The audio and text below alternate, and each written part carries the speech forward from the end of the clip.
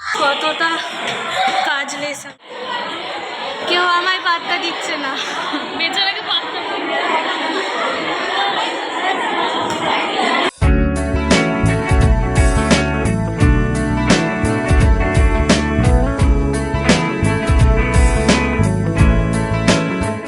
Hello friends, তো আজকে আমি ফার্স্ট টাইম মানে প্রথমবার কলেজের জন্য রেডি হয়ে গেছি। প্রথম দিন, আসলে কলেজের প্রথম দিন। তো আজকে প্রথম দিন কলেজে যাব, আমার বন্ধুরাও আসবে, বাট দেখা যাক কী হয় কি না হয়।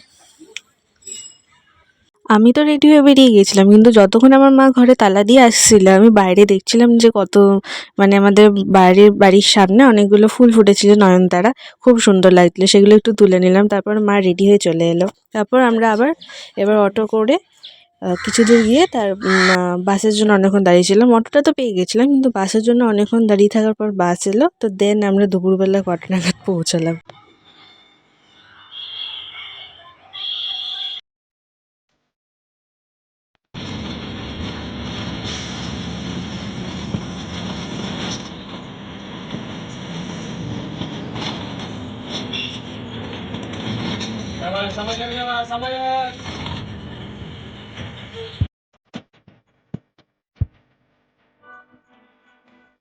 কলেজে আমরা তো তাড়াতাড়ি পৌঁছে গেছিলাম, অনেকক্ষণ দৃশ্যের জন্য বসেছিলাম, কারণ ও রাস্তায় জ্যামে ফেসেছিল।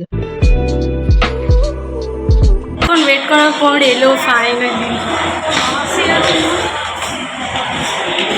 কতটা কাজলেস আমরা।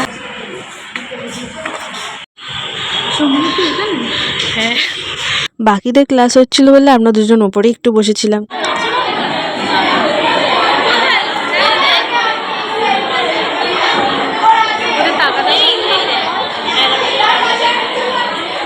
কেউ আমায় পাত্তা দিচ্ছে না, বেচারাকে পাত্তা দেবে।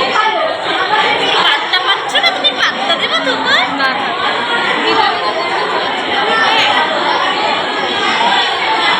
দীপান্বিতা প্রেম করছে, ইনি প্রেম করছে। লাস্ট বেঞ্চে বসেছে।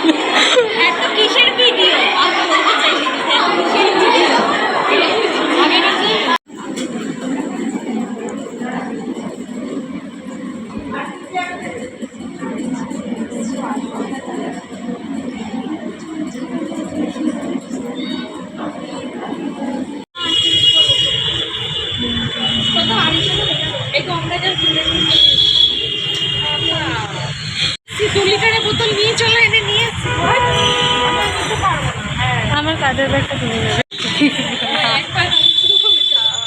তো ছবি টবি তোলার পর তারপর আমরা বাস স্ট্যান্ডের দিকে গেলাম, ওখানে গিয়ে বাসে উঠলাম। দৃশ্যিকাদের আলাদা বাস ছিল, আমার সমৃদ্ধি আর দীপান্বিতার একই বাস ছিল।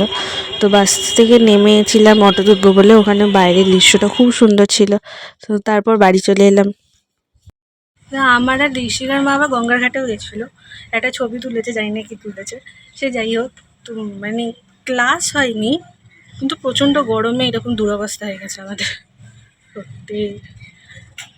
কলেজে গিয়েছিলাম কি সুন্দর করে সেজে গুজে, তারপর এরকম বিধ্বস্ত দশায় ফিরে এসেছি। তো এইভাবে কাটলো সারাটা দিন।